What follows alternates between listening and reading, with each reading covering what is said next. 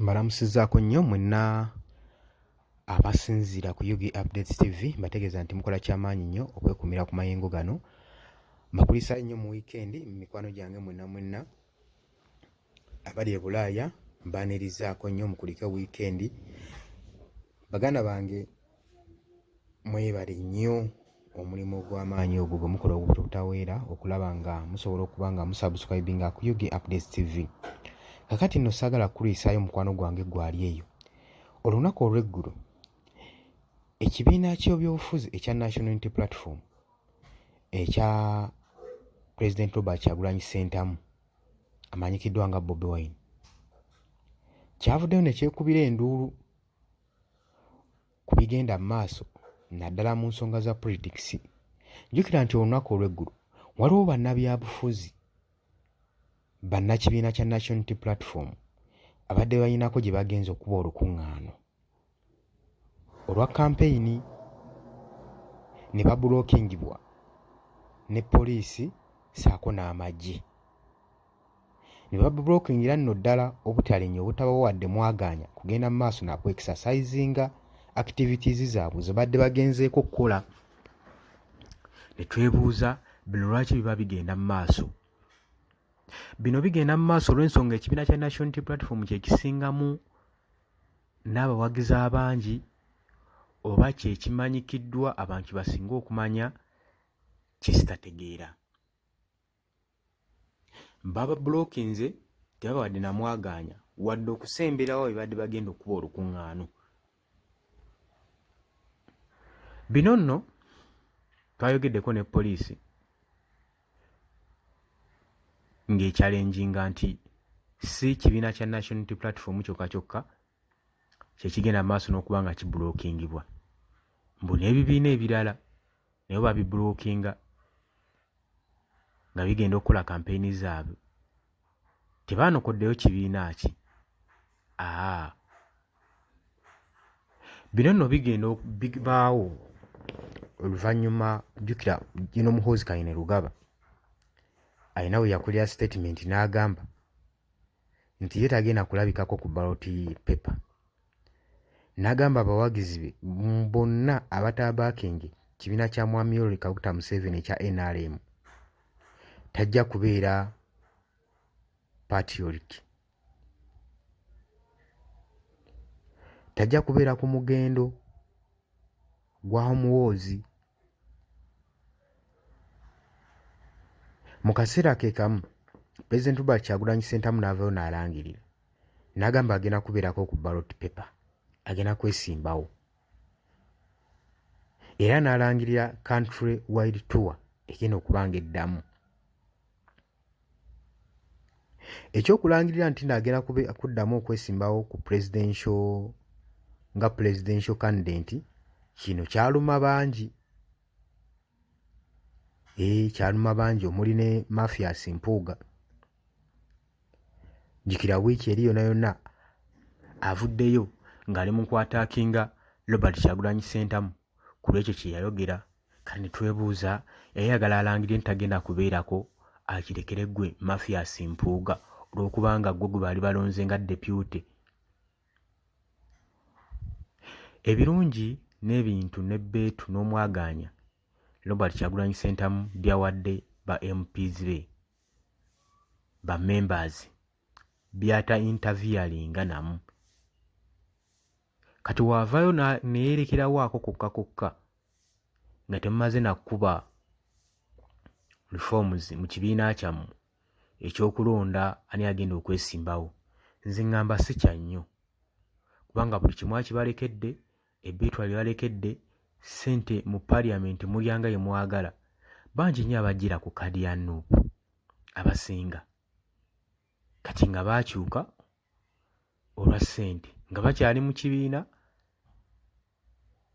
bakyali ba mmemba mu kibiina naye nga mu actual sense tebagoberera mateeka ga kibiina oba tebagoberera president waabwe byaba bakomandinze. Kati byoba bitunuulira ne bino obiteeka ku bbali. Kati otunuulira abantu ng'abo obagaye mujje tulonde tusalewo ani agenda okwesimbawo mu kalulu ka 2026. Abantu ng'abo njagala naawe okitunulemu olabe. Ayitibwa Mafias Mpuga, ayitibwa Obedi Bwanika, oba bakyali ba members ba kibiina be baba balonda banaamusekendinga gwe oba olaba kijja. Kakati munnange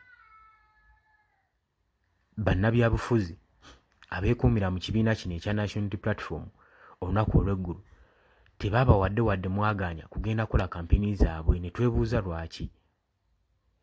Poliisi yo ekiyita early campaigns, ne kino tekiba early campaign, kino kiba nga mobilization, okumobilizinga ng'era ekibiina kya PLU we kibadde kikola ekya Muhoozi nga teri abadde akikuba ku mukono nga kigenda mu maaso n'okukola mobilization tour eyo yonna. Kati nga olaba Nuupu ebadde kola countrywide tour ne bagiblockinga, bagiganya, bataddewo obukwakulizo bungi nnyo, naye nga Muhoozi ekyo kigenda mu maaso. Kati ne twebuuza gavumenti tekyayagala opposition ku side ya, ate nga weekiri kyaka tekyayagala olw'ensonga tulabye ne reforms bagezaako okukola nga bagamba nti akalulu k'obukulembeze kakulwenga ba MPs mu parliament. Ebyo byonna biteekebwawo okusobola okuggyawo competition eri among the government ne opposition. Era kiraga kikolwa kya butiitiizi na kyakukkiriza defeat nti okuba nti kulemerako nnyo naye mutima naawe oba okimanyi nti abantu bakola ki, ne mutima oba okimanyi nti nno abantu bakkoowa. Kakati ffe kye tubasaba okiba nga mwateekawo competition, mwateekawo opposition, muleke opposition ekole omulimu gwayo mu balonzi baayo. Nammwe nga ruling party mukole ebyammwe, teri abakuba ku mukono ngaye mugenda ne mukola ebyammwe. Kati ffe kye tubasaba mukkirize competition. Tolina ngeri ki gy'oba ogaaka tugembe bikonde mugenda kulwana, mutaddewo ekikonde mwezi nga gumu, kati gwe champion gwe n'okkiriza okuba nga otraininga, ate ono agenda okuba nga akuchallenging tebamukkiriza ku traininga, gwe olaba kiba fair? Twagala akalulu kabeere mu bwenkanya, kabeere fair nga ka bwenkanya ku mulundi guno. So mukkirize ekibiina ekiri ku opposition kinnyikire mu balonzi baakyo, n'abalonzi bannyikire ebigambo bye baagala okuwulira. Tekigaana bw'obanga waakwogera n'ono nze ne nvayo ne njogera n'omuntu, kisinziira ku byogenda omumatiza n'amazima go. Ate ruling party njagala mu kitegeero olwaleero waliwo ekiseera ekituuka nga abantu tebakyagala kuwuliriza bigambo byo. Kino nsibye nkibagamba, ekiseera kituuka abantu nga tebakyagala kuwuliriza mazima gammwe ge mubannyonnyola, ng'olw'okuba olw'ebikolwa byammwe byamaze dda obbalaga amazima gammwe n'obwesigwa bwammwe. Ebikolwa byammwe biba bimaze dda obbalaga ki kye muli, nga tebeetaaga nnyo excuse kuva gye muli. Nga naye munaakola campaign mujja kutikka abantu bammwe be mujja otwalayo mugambe nti n'abantu babasapootinze, abantu bakyaliyo, mukyalina amaanyi. Olw'ebintu bye mukola ebifaanaganako bwe bityo, so nze kye mbakubiriza, mumaze ebbanga ddene mu bukulembeze, buli kyetaagisa mu kiina n'amaanyi mugayina, mutemwetaaga na kuba campaign ssaawa zino.